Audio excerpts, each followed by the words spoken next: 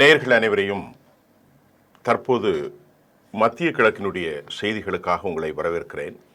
இன்றைக்கு நாம் எடுத்திருக்கக்கூடிய ஒரு அனலிட்டிக்கல், அதாவது ஒரு அலசல், ஒரே செய்தி தான். அது ரொம்ப முக்கியமாக அதனுடைய பிரீஃபாக நான் உங்களுக்கு தரப்போகிறேன். ஏன்னு சொன்னால், இஸ்ரேலுடைய அந்த மிலிட்ரியினுடைய அமைச்சரவை கூட்டத்தில் நடைபெற்ற கடுமையான குழப்பங்களும் அந்த பேச்சுக்களும் எப்படி இருந்தது என்பதை தான் இப்பொழுது நான் உங்களுக்கு தரப்போகிறேன். அபு உபைதாவுடைய மரணம் குறித்து நேற்று சொல்லியிருந்தேன். ஆனால் இதுவரைக்கும் அதை ஹமாஸ் உறுதிப்படுத்தவில்லை. இருந்த போதிலும் நமக்கு கிடைக்கக்கூடிய இன்டர்நேஷ்னல் சோர்சஸ் அனைத்தும் அவர் மரணித்து விட்டதாகவே சொல்லி கொண்டிருக்கிறார்கள். உறுதி செய்யப்படுகிற நிலையில் நாம் மீண்டும் அதனை உங்களுக்கு தருவோம். தற்போது பிணை கைதிகள் விவகாரங்கள் அனைத்தும் கிட்டத்தட்ட பூட்டிய அறையில் 6 மணி நேரம் கடுமையான வார்த்தை மோதல்கள் ஏற்பட்டதாக நாம் அறிந்து கொள்ள முடிகிறது.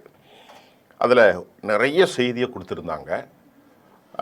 அதில் கிட்டத்தட்ட 80% நாங்கள் இஸ்ரேல் டைம்ஸினுடைய செய்திகளை உங்களுக்கு தருகிறோம்.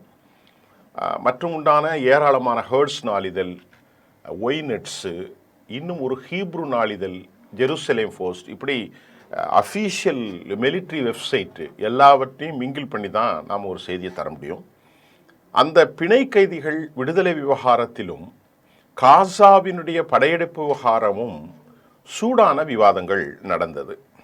இந்த விவாதத்தில் ஒரு பக்கம் இயால் ஜமீர், அதாவது ஐடிஎஃப்னுடைய தலைவர் ஒரு பக்கம், அவருக்கு ஆதரவாக சில கருத்துக்களை 2 அமைச்சர்கள் சொன்னார்கள்.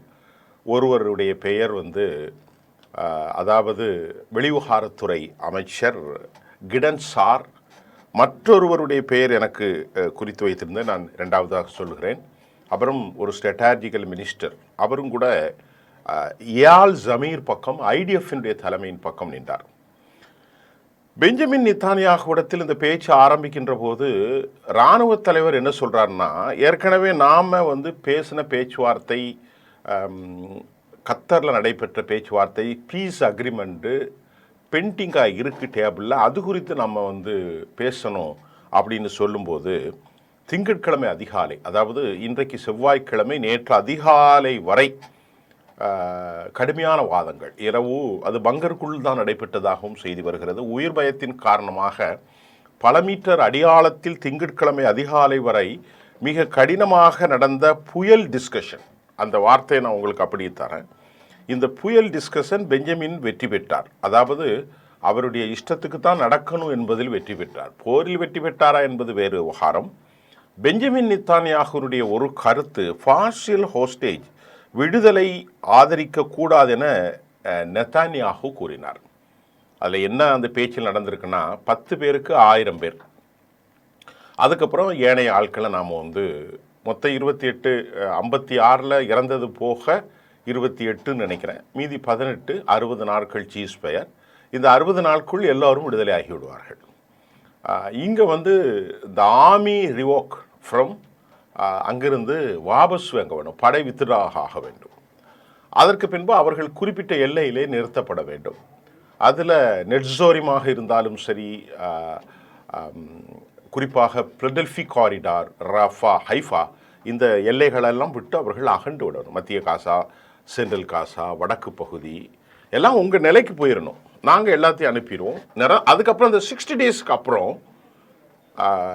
பெர்மனன்ட் சொல்யூஷனுக்காக, நிரந்தர போர் நிறுத்தத்திற்கான பேச்சுவார்த்தை நடத்தும் என்பது தான் அக்ரிமெண்ட். அதைத்தான் ஹமாஸ் ஏற்றுக்கொண்டிருந்தது. ஆனால் பெஞ்சமினை பொறுத்தவரை ஏற்றுக்கொள்ள மறுக்குவார். ஏன்னா இதெல்லாம் போர் நிறுத்தம் விட்டால் அவருக்கு அவருடைய இருப்பு, எக்ஸிஸ்டன்ஸ் ஒரு கேள்வி ஆகிவிடும். அவருக்கு மேல் இருக்கிற வழக்கு பாயும். ஆகவே அதை அவர் ஏற்றுக்கொள்ள மறுக்கிறார் என்பதுதான் நேற்று கடுமையான ஒரு விவகாரம். இது மட்டுமில்லாமல் தீவிர வலதுசாரி அமைச்சர்கள் போர் போர் போர் இதை மட்டும்தான் சொல்லி கொண்டதாகவும், நோ நெகோசியேஷன் வித் ஹமாஸ் அப்படிங்கிற கருத்தும் நேற்று விடியற்காலை நடந்த கடுமையான பேச்சுவார்த்தையில் நடைபெற்றது. ஐடிஎஃப் மற்றும் அமைச்சரவை சகாக்கள் இந்த கடுமையான வாதத்தில் நாம் ஏற்கனவே சொன்னதான், ஹீப்ரு மீடியா ரொம்ப தெளிவாக என்னென்னலாம் நடந்துச்சு அப்படிங்கிறத வெளியிட்டிருந்திருக்காங்க. ஹமாஸினுடைய நாம் சொன்னது ரெண்டே ரெண்டு டிமாண்டு தான் சொன்னோம். கெப்டிவ் ரிலீஸ், ஐடிஎஃப் ரிவோக். இஸ்ரேல் நீங்கள் அனைவரும் வெளியேற வேண்டும். இந்த நிலையில் நேற்று காலை நடந்த இரவு நள்ளிரவிலிருந்து 6 மணி நேரம் நடந்த அந்த பேச்சுவார்த்தையில் ஒரு கருத்தை பெஞ்சமின் நித்தானியாகு வைத்திருக்கிறார். அந்த அமைச்சரவைகளுக்கும் யால் ஜமீர், ஐடிஎஃப் மற்றும் ட்ராமர் ஆலோசகர்கள், பென் கேவிர், சுமோட்ரிச், இன்னும் ஒரு பயங்கரமான ஒரு ஆள் அங்கே இருக்கிறாங்க. அந்த அம்மாவுடைய பெயர் பென் ஸ்ட்ரோக். அந்த ஸ்ட்ரோக்கினுடைய கருத்தை நான் அந்த நிகழ்ச்சியை முடியும் போது இடையில சொல்லும். அதை நான் ஒரு ஆண் என்று தான் நினைத்து கொண்டது. இன்று காலை நிகழ்ச்சியிலே பார்க்கிற போது தான் அது ஒரு பெண் என்று தெரிகிறது. அவரும் கடுமையான கருத்துக்களை வைத்திருந்தார். அது என்ன கருத்துன்னு சொல்றேன். இந்த நிலையில பெஞ்சமின் நெத்தன்யாகு ஒரு சொன்னார், இங்க பாருங்க, பார்ஷியல் அக்ரிமெண்ட், அதாவது என்னன்னா பிணை கைதிகள் ஒரு குறிப்பிட்ட அளவுலாம் வெளியே வர்றதை ஏற்றுக்கொள்ளவே கூடாதுன்னு எனக்கு உரு கொடுத்துட்டார் அமெரிக்காவுடைய அதிபர். என்னுடைய பிரதர், மூத்த அண்ணன் யார், டொனால்ட் ட்ரம்ப் எனக்கு அனுமதி கொடுத்துட்டார். அதனால் அவர் அது மட்டும் இல்லைங்க, படைகளோடு நீங்கள் காசாவை ஆக்கிரமியுங்கள், உள்ளே போங்க, வெளியே வராதிங்க அப்படின்னு எனக்கு கொடுத்துட்டார். பெர்மிஷன் கிராண்டட், எனக்கு கொடுக்கப்பட்டிருக்கிறது. அதனால் இந்த பார்ஷியலாக வெளியே வர்றது போகிறது, அவனோட சமாதானம் பேசுறது, நீ சொல்கிற மாதிரி பெண்டிங்கில் இருக்குது பேசுவோங்கிறதுலாம் தயவு செய்து அதை கேன்சல் பண்ணிடு அப்படின்ட்டு ஐடிஎஃபினுடைய வலிமை மிக்க தலைவர் யால் ஜமீரோடு மறுப்பு தெரிவித்து என்னுடைய பிரதரான அமெரிக்க அதிபர் சொல்லிட்டார். சூப்பர் லீடர் அவர், வேர்ல்டில் ஒரு பெரிய சூப்பர் பவருடைய லீடர், உள்ளே போக சொல்லியிருக்கிறாரு. அதனால் நான் அதைத்தானே செய்ய முடியும் அப்படின்னு அவர் வச்சிட்டார். இதற்கு மறுபடியும் யால் ஜமீர் உடலை உங்க பாருங்க, காசா நகரை கையகப்படுத்தக்கூடிய திட்டத்தின் சிக்கல்களை திறம்பட அவர் எடுத்துரைத்தார். அதில் என்னென்ன விஷயம்லாம் இருக்குது அப்படிங்கிறத கூட இயல் ஜமீர் ரொம்ப தெளிவாக சொன்னார். அவர் சொன்னது என்னென்னா, பல முறை ஐடிஎஃப் வலியுறுத்தி அப்போது சாத்தியமில்லை. தற்போது ஆகஸ்ட் 18 ஒரு ஒப்பந்தம் நடைபெற்றதையும் யால் ஜமீர் குறிப்பிட்டார். அதை பற்றி அவர் விளக்குறார். 10 கேப்டிவ்ஸ் ப்ளஸ் 100, நான் ஏற்கனவே சொன்னபடி தான். அதுக்கப்புறம் 18 + 60 days, இதெல்லாம் இந்த சீஸ் ஃபயர் நடந்துச்சுங்கிற கேள்வியை ஐடிஎஃப் உடலை மறுபடி கேட்குறாங்க. அங்கே போகிறதுக்கு சாத்தியம் இல்லைங்க, அங்கே போனால் நிறைய அழிவு வரும். யால் ஜமீர் சொல்கிறார், நம்முடைய வீரர்களும் இறந்து போவார்கள், அவர்களும் ஏராளமானவர்கள் இறப்பார்கள். அதை தாண்டி பிணை கைதிகளை நீங்கள் காப்பாற்ற முடியாது. நம்மக்கிட்ட அது நிறைய செய்தி ஓப்பனாக வரவும் செய்யாதில்ல. இப்போ மிலிட்ரிக்குள்ளே அவங்களுக்குள்ள கூடிய ட்ராபேக்ஸு, டிஸ்அட்வான்டேஜ், மெரிட் அண்ட் டிமெரிட்ஸ்லாம் வெளியே அவங்க சொல்ல மாட்டாங்க. ஏன்னா அதுதான் இராணுவத்தினுடைய ரகசியமான ஒரு பட்டும் படாமலும் மூட்டிய அறையில் கசிந்த செய்திகள். அப்படித்தான் அந்த ஹீப்ரூடைய அப்படியே மொழியாக்கம் பண்ண ஆங்கிலத்தில் வருது. மூடிய அறையில் கசிந்த செய்திகள், இதுதான் தலைப்பு. இஸ்ரேல் இவ்வளவு வலிமையாக அவர் இருப்பதற்கு அவருக்கு பின்னால் நாம் ஏற்கனவே பல காணொளிகளில் சொன்னோம், அமெரிக்காவினுடைய ஆதரவு இல்லாமல் நடக்காது என்று. இப்பொழுது பூனைக்குட்டி வெளியே வந்துவிட்டது. அமெரிக்க அதிபரும் ஸ்டீவ் விட்காஃபும் மக்களை ஏமாற்றுகிறார்கள், அரபுலகத்தை ஏமாற்றுகிறார்கள். அவர்கள் பொய்யர்கள். அவர்களை பொறுத்தவரை போர் நடக்க வேண்டும். அரபு மண்டலத்தில் இஸ்ரேலுக்கு மாற்றாக ஒரு நாடு இல்லை என்ற அந்த செய்தியை சொல்வதற்கு ஈரானை முனைமழுங்கு செய்ய வேண்டும். ஈரான் ஒரு பெரும் சக்தியாக உருவானால் ஆயுதங்கள் தங்களுக்கு விற்பனை செய்ய முடியாது. அரபுகளின் ஒரு பிரிவினர், இன்றைக்கு அரபுகள் முழுமையாக அவர்கள்ட்ட அடிமையாக இருக்கிறனால அரபுகளின் ஒரு பிரிவினர் ஈரானுடைய பக்கம் சென்று விட்டால், ஹிஸ்புல்லா வலுவாகிவிட்டால், ஹவுதிகள் வலுவாகிவிட்டால், ஹமாஸ் வலுவாகிவிட்டு 2 ஸ்டேட் சொல்யூஷன் வந்தால் அமெரிக்காவுக்கு அங்கு இடமில்லாமல் போய்விடும். ஆகவே தான் அமெரிக்கா, டொனால்ட் ட்ரம்ப் என்ன சொல்கிறார், உள்ளே சென்று தாக்குங்கள், சமாதானம் தேவையில்லை. அதைத்தான் அவர் ஓப்பனாக டிஸ்க்ளோஸ் பண்ணியிருக்கார். என்கிட்ட உங்ககிட்ட மீடியாவில் இல்லை, இராணுவ செயல்பாட்டின் உள்ளே நடந்ததை யால் ஜமீருடைய கருத்தையும் வெளிவகாரத்துறை அமைச்சர் டியன் ஷார், இன்னும் ஒரு நபர் அவரும் சொல்லியிருந்தவருடைய பேர் எனக்கு ஞாபகம் இல்லை, இந்த விவகாரத்தையும் நான் உங்களுக்கு சொல்லியிருக்கிறேன். ஆகவே இந்த பேச்சில் நோ நோ நோ நோ, எந்த சீஸ் ஃபயரும் இல்லை. சேனல் 12 ஒரு கருத்தை வெளியிட்டது, ஹர்ட்ஸ் ஒரு கருத்தை வெளியிட்டிருக்கிறது, ஒய்நெட்ஸ் ஒரு கருத்தை வெளியிட்டிருக்கிறது, இஸ்ரேல் டைம்ஸ் ஒரு கருத்தை விட்டிருக்கிறது, ஜெருசலேம் போஸ்ட் ஒரு கருத்தை விட்டிருக்கிறது. ஆக எல்லாமே, ஹயாம் ஒரு கருத்தை விட்டிருக்கிறது. எல்லாருடைய கருத்தையும் சேர்ந்து மொத்த கருத்தில் யால் ஜமீருடைய பேச்சுவார்த்தை நடத்த வேண்டும் என்று அவர் மீண்டும் மீண்டும் திரும்ப வலியுறுத்தியதால், ஆனால் அது எடுபடவில்லை. இதுதான் அந்த கண்டென்ட்டினுடைய அதாவது எக்ஸ்ட்ராக்ட்னு சொல்லக்கூடிய ஜூசி, அதாவது காசாவில் 75% இஸ்ரேல் கட்டுப்பாட்டில் இருப்பதாக அவர்கள் பேசினார்கள். எனவே அப்படி என்றால் ஏன் பிணை கைதிகளை நீங்கள் விடுதலை செய்ய முடியவில்லை? காசாவில் அபு உபைதாவை செய்கிறீர்கள், காசாவில் எஹியா சின்வாரை செய்தீர்கள், இஸ்மாயில் கனியை மிலிட்ரி கோர்ட்ஸில் போய் செய்யுங்க, அங்கே 30 பேரை செஞ்சீங்க, ஏன்பா இங்கே இருக்கிற ஆட்களை உங்களால் பிடிக்க முடியல என்ற கேள்வியை அந்நாட்டினுடைய அறிவுசார் தளத்திலிருந்து பலர் எழுப்பிக் கொண்டிருக்கிறார்கள். நெத்தனியாகுடைய ஜமீருடைய அமைச்சர் பலதரப்பட்ட கருத்துகள், மோதல்கள் நடந்ததாக Times of India, Times of Israel தன் கருத்தை வைத்திருக்கிறது. பெஞ்சமின் நெத்தனியாகு அதாவது இஸ்ராயல் யால் ஜமீர் தன் கருத்தில் அதை இவ்வாறு சொல்கிறார். அதாவது இது ஒரு தந்திரோபதாய மூலோபதாய ஒரு திட்டம். இந்த திட்டத்தில் அமெரிக்கா இஸ்ரேல் உருவாக்கியது வரம்பற்றது அல்ல, காசாவில் சில இடங்களிலிருந்து விலகு பெரும் இழப்பு என்ற அந்த கருத்தை யார் வைத்திருக்கிறார்னா பெஞ்சமின் நெத்தனியாகு இயால் ஜமீருக்கு சொல்கிறார். அதை நான் மறுபடியும் உங்களுக்கு சொல்கிறேன். இந்த 2 பேருக்கு இடையில ரொம்ப ஒரு பெரிய மோதல் வருது. அந்த மோதலில் இயால் ஜமீரை டக்குன்னு அவங்க டிஸ்கனெக்ட் பண்ணுறதோ டிஸ்மிஸ் பண்ணுறதோ அந்த நாட்டுடைய சட்டப்படி தப்பு.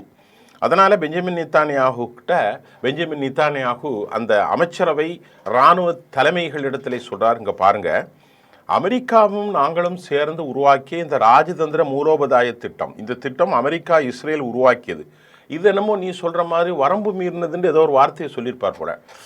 அதனால் அவருக்கு அதுக்கு பதில் சொல்கிற மாதிரி வந்திருக்கு. வரம்பற்றது அல்ல, இது ஒரு லிமிட்டடான ஒரு எங்களுக்குள் நாங்கள் புரிதலோடு திட்டமிட்ட வரம்புக்குள்ளானது தான்.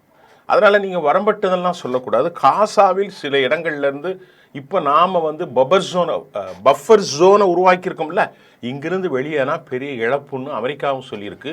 உள்ள பிடிச்சது அப்படி இருக்கட்டும். அவனுக்கு என்ன ஆசைன்னு அமெரிக்காவுக்கு எல்லாவற்றையும் ஆக்கிரமிக்க வேண்டும். மேற்கு காசாவில், அதாவது வெஸ்ட் இத பகுதியில் எப்படி பைத்தல் முகத்தஸ் போன்ற பகுதிகளை பிடித்தார்களோ, அப்பாஸை ஒரு துருப்புச்சீட்டாக அவர்கள் பயன்படுத்துகிறார்களோ, அதே போன்று மேற்கு கரையும் அவர்கள் வெஸ்ட் பேங்கையும் தன் கையில் கொண்டு வந்த மாதிரி இங்கே கொண்டு வந்துட வேண்டும், ஹமாஸை அழிக்கணும். அதுதான் அமெரிக்காவுடைய திட்டம். அப்படி சொல்கிறார். ஆனால் ஜமீர் மறுபடி தீவிர வலதுசாரி அமைச்சர்கள், அவர் பேர் குடியேற்ற அமைச்சர், அந்த வலதுசாரி அமைச்சர் என்ன சொல்கிறார் அப்படின்ட்டு இப்போ நான் உங்களுக்கு தரேன். அவள் வயசான பெண்மணி, அந்த அம்மாவுக்கு ஒரு 65 வயது இருக்கும் என்று நான் நம்புகிறேன். அவர் குடியேற்ற அமைச்சரான பெஞ்சமின் நெத்தனியாகுடைய வலதுசாரி அமைச்சர். அவர் பேர் ஓரிட் ஸ்ட்ரோக் தன் கருத்தை இயால் ஜமீரோடு மோதுகிறார். ஓரிட் ஸ்ட்ரோக் மேட் ஸ்டேட்மெண்ட் என்ன சொல்கிறாருன்னா, நீ ஒரு கோலை, நீ ஒரு பயந்தாங்கொள்ளி, அதை அப்படி நம்ம மொழியாக்கம் பண்ணுவோம், நீ ஒரு கோலை என்று அவர் பைபிளை மேற்கோள் காட்டி பேசியதாகவும், யாராவது பயப்படுகிறார்களா, அதை அப்படி சொல்கிறேன், மனச்சோர்வு அடைந்திருக்கிறாளா, என்னையா சொல்கிறா நீ, யாராவது பயப்படுறார்களா, யாராவது மனச்சோர்வு அடைந்திருக்கிறார்களா, இயால் ஜமீர் நீ வேணா திரும்பி போயா அப்படிங்கிறாங்க. இயால் ஜமீர் வேண்டுமென்றால் திரும்பி செல்லட்டும் என்று ஓரிட் ஸ்ட்ரோக் கடுமையான கருத்தை வைத்திருக்கிறார். நீ பிபிலிக்கலை நம்புனா, பைபிளை நம்புனா, அதனுடைய வாசகங்களை நம்புனா, நீ என்ன கோழையா, யார் திரும்பி போற, நீ வேணா போ அப்படின்ட்டு கான் ரிப்போர்ட்ஸ் இந்த கருத்தை, ஓரிட் ஸ்ட்ரோக்குடைய கருத்தை தெளிவாக சொல்லியிருக்கிறார். எந்த அளவுக்கு அவர்கள் வெறித்தனமாக கஸாவை அழிப்பது, இது ஒரு பெண், அதுதான் ரொம்ப பெரிய சிக்கல். ஜமீர் அதற்கு பதிலளிக்கும் போதுங்க பாருங்க, எனக்கு ஒன்றும் பயம் இல்லை, நான் என்னுடைய வேலைகளை தெளிவாக சொல்கிறேன்.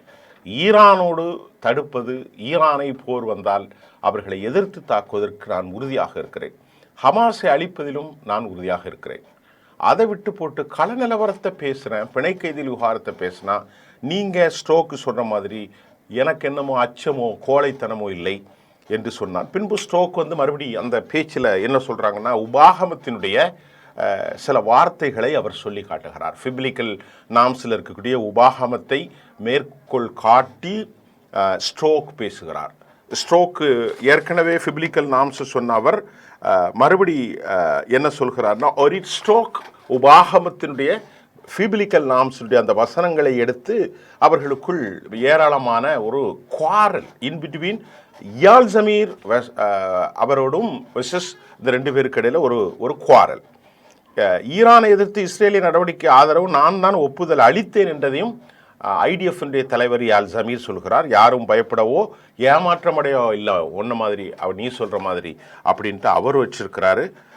இந்த சம்பவங்கள் தான் நேற்று அமைச்சரவையில் நடந்திருக்கிறார். இதற்கிடையில் கிட்டத்தட்ட 600 இஸ்ரேல் வீரர்களை காணவில்லை, அல்லது மரணித்தார்கள், அல்லது பலர் கைது செய்யப்பட்டிருக்கிறார்கள், அல்லது பலர் கொல்லப்பட்டிருக்கிறார்கள் என்ற பதட்டமான செய்தி ஒன்று இன்று காலை லண்டனில் இருந்து வெளியாகி இருக்கிறது. அதனுடைய உறுதித்தன்மை குறித்து நான் உங்களுக்கு பின்பு சொல்கிறேன். அது உண்மையா என்ன என்பது நமக்கு தெரியவில்லை. நேற்றைக்கு 78 பேர் கொலை செய்யப்பட்ட சம்பவம் வந்திருக்கிறது. ஹவுதிகளுடைய தாக்குதல் மிக மோசமான அளவில் இருந்தது. இஸ்ரேலுடைய சைப்ரஸ்லேருந்து வந்த இஸ்ரேலுக்கு சொந்தமான கப்பல்கள் சவுதி பார்டரில் செல்லும்போது அடித்து துவம்சம் செய்யப்பட்டதாக ஒரு செய்தி, அது பிளந்து போனதாக மற்றொரு செய்தி, இல்லை அது கரை உறங்கி இருக்கதாகவும் ஒரு செய்தி வந்திருக்கிறது. அபூபைதாவுடைய மரணத்தை தாண்டி ஏமனுடைய பிரதம மந்திரியை கொல்லப்பட்டதற்காக ஐநாவிற்குள் புகுந்து தாக்குதல், 11 ஐநா உறுப்பினர்கள் கைது. ஏனென்றால் நான் ஏற்கனவே சொல்கிறேன், அல்ஹவுதியினுடைய அந்த திட்டத்தின் அடிப்படையில் அவர்கள் ஒரு ப்ராமினென்ட், அதாவது ஒரு புரோட்டோகால் அடிப்படையான ஒரு இராணுவம் அல்ல. எல்லா குழுக்களத்திலும் எல்லாம் உண்டு. ஒருவர் செயல்படுவது மற்றவருக்கு சேராது. ஆகவே அவர்களிடத்தில் செல்போன் எல்லாம் கிடையாது. அந்த முகாம்களில் யாரும் நுழைந்து சின்பட்டுக்கோ மொசாத்துக்கோ கொடுக்க முடியாது. அப்படி இருக்கும்போது எப்படி கொடுத்தார்கள், எந்த உளவு கொடுத்தது என்பதுதான். ஐநாவில் இருந்து உறுப்பினர்கள் யாராவது சொல்லியிருக்க வேண்டும் என ஐநாவிற்கு கடுமையான நெருக்கடி, ஐநா கண்டனம். சனாவில் பிரதமர் அஃபீஷியல் எல்லாரும் கூட்டத்தை இப்பொழுது அதிகமாக அவர்கள் தாக்கி உடனடியாக பழிவாங்கியிருக்கிறார்கள்.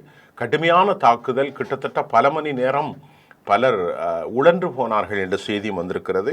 மொசாத்துக்கு இது தெரியாது என்பதுதான் அவர்கள் விவகாரம். ஆக இந்த விவகாரத்தில் இதுதான் இன்றைய செய்தியாக எடுத்துக்கொள்வோம்.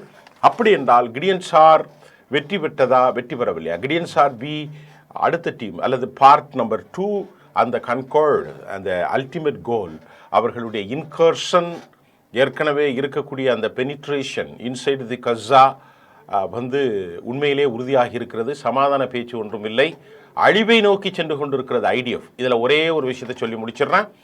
பேட்டில் நிற்கக்கூடிய யால் ஜமீர் போர் செய்ய மாட்டேன் என்று சொல்கிறார். பலர் ஓடிக்கொண்டிருக்கிறார்கள், பலர் கொத்து கொத்தாக இறந்து கொண்டிருக்கிறார்கள். 2 பக்கமும் அவர்கள் 600 பேர் காணவில்லை என்ற செய்தி வருகிறது. போருக்கு செல்லக்கூடிய படைகள் தயக்கம் காட்டுகிறது. ஆனால் ஏசியிலே அமர்ந்து கொண்டு பல மீட்டர் ஆழங்களிலிருந்து பங்கருக்குள்ளிருந்து பேசக்கூடிய பென்கேவிரும், பங்கருக்குள்ளிருந்து பேசக்கூடிய பெஞ்சமின் நித்தானியாகவும், பங்கருக்குள்ளிருந்து பேசக்கூடிய ஓரிட் ஸ்ட்ரோக்கும் ஒருபோதும் வெற்றி பெற முடியாது. அது சாத்தியமே இல்லை. அமெரிக்கா தன் நயவஞ்சகத்தை உலகத்திற்கு காட்டியிருக்கிறது. இதுதான் அமெரிக்கா, இதுதான் அமெரிக்கா. அமெரிக்காவுடைய அடிமைகளாக சவுதி அரேபியாவும், ஜோர்டானும், எகிப்தும், கத்தரும் மற்றும் பஹ்ரைனும் எல்லா நாடுகளும் அமெரிக்காவினுடைய அடிமைகளாகவே மாறியிருக்கிறார்கள். குவைத், துபாய், ரஸ்ஸல் கைமா, அபுதாபி எல்லாரும் அவர்கள் அடிமை. ஏனென்றால் அவர்களுக்கு கிடைக்கும் எல்லாம் கிடைக்கின்றது. ஆனால் சக மனிதர்கள், சக உயிர்கள் நேற்று மட்டும் நாளொன்றுக்கு 100, 70, 90 என்று செய்யப்பட்டு கொண்டே இருக்கிறார்கள். இதற்கான தீர்வுகள் விரைவில் வரலாம். இதுதான் தற்போதைய நிலைமையாக நாங்கள் பார்த்து கொண்டிருக்கிறோம். சமாதானத்தை முன்னெடுக்க வேண்டிய டொனால்ட் ட்ரம்ப் என்ற ஒரு சிறந்த மனிதராக பார்க்கப்பட்டவர், இல்லை சமாதானம் தேவையில்லை, படைகளை வாபஸ் வாங்கிவிடாதே, உள்ளே சென்று தாக்கு, உனக்கு பின்னடைவு என்பதை ஓப்பனாக அவர் ஸ்டேட்மெண்ட் கொடுத்திருக்கிறாரு. அதுவும் நாம் சொல்லவில்லை, இந்திய பத்திரிகைகள் வரவில்லை, அங்குள்ள அனைத்து பத்திரிகைகளும் இஸ்ரேல் டைம்ஸ், கட்ஸ், ஹயாம், ஜெருசலேம் போஸ்ட் எல்லாமே கன்ஃபார்ம் செஞ்சுருக்கிறாங்க. அதாவது ஒய்நெட்ஸ் வரைக்கும், கான் ரிப்போர்ட்ஸ் வரைக்கும். இதுதான் இன்றைய செய்தி. மீண்டும் நாளை புதிய செய்திகளோடு உங்களை சந்திக்கின்றேன். நன்றி.